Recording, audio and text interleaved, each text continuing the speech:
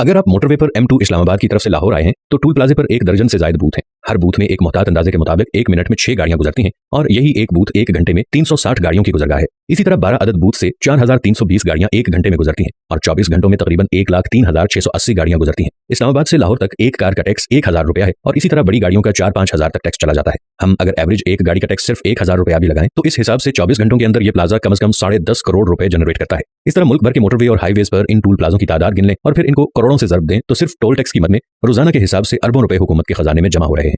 आप जिस गाड़ी में सफर कर रहे हैं इसमें पेट्रोल की मद में कम से कम 1 लीटर पर 50 रुपए टैक्स काटा जा रहा है। आप हिसाब करें कि रोजाना लाखों गैलन के हिसाब से जो पेट्रोल डीजल कंज्यूम हो रहा है इसका टैक्स भी रोजाना अरबों रुपए के हिसाब से हुकूमत के खजाने में जा रहा है।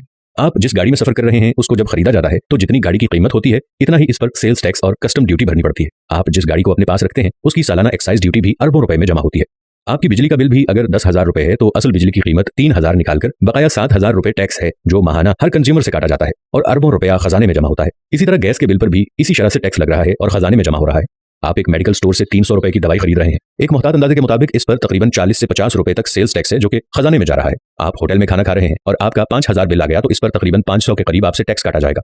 आप अपने मकान का नक्शा पास करवा रहे हैं और आप किसी भी डेवलपमेंट इदारे के दफ्तर में जाएं तो लोगों की कतारें लगी हुई होंगी जिनसे 40 से 50,000 रुपए फी नक्शा फीस जमा की जाएगी। ये भी खजाने में जमा होता है। आप जिस घर में रहते हैं इस घर का सालाना टैक्स आपने खजाने में अलग से जमा कराना होगा। आप घर के लिए ग्रोसरी की खरीदारी कर रहे हैं, इस पे भी आपने टैक्स देना होगा। अगर आप पढ़ रहे हैं और अपने लिए किताबें और पेंसिलें खरीद रहे हैं इस पर भी आप टैक्स दे रहे हैं। आप किसी सयाहती टूर पर जा रहे हैं तो कई जगहों पर नाके लगे हुए होते हैं और TMA के नाम से आप पर टैक्स लिया जा रहा होता है। आप बैंक में पैसे जमा करवाते हैं या निकालते हैं, इस पर भी आपने टैक्स देना होगा। हत्ता कि आप मर गए हैं और डेथ सर्टिफिकेट बनवाने के लिए आपके अजीज़ो अकारिब को टैक्स देकर यह सर्टिफिकेट लेना पड़ेगा। इसके अलावा हुकूमत के पास ऐसे बेशुमार असासे हैं जिन्हें बेचकर अरबों रुपए हुकूमत के खजाने में जा रहे हैं। जैसा कि हाल ही में इस्लामाबाद के ब्लू एरिया में CDA ने अपने चंद कनाल का प्लॉट 8 अरब रुपए में बेच दिया। ये ना पहला प्लॉट था और ना ही आखिरी प्लॉट है। मैं नहीं समझता कि मेरे पास अगर चंद मरले का कमर्शियल प्लॉट होता तो उस एक प्लॉट से मेरी जिंदगी शानदार गुजरती, बल्कि मेरी आने वाली नस्ल भी उससे भरपूर इस्तेफादा करती है। मेरे पास अगर छोटा सा कारखाना हो तो हमारी अगली नस्ल इससे फायदा उठाती है। एक ट्रांसपोर्टर के पास एक आध बस या ट्रक हो तो उसकी पूरी फैमिली की किफालत उससे होती है। मगर सवाल यह है कि जिस मुल्क में अरबों खरबों के टैक्स रोजाना की बुनियाद में इकट्ठे हो रहे हैं वो क्यों मफलूकुल हाल है और दुनिया के सामने हाथ फैला रहा है। अब तो हुक्मरानों से हिसाब करना होगा और हर शहरी ने उठना होगा। सियासी जमातें बेशक कुछ भी न करें मगर हमने इस मुल्क को बचाना है और अपने मुल्क के लिए हम ही ने सोचना है।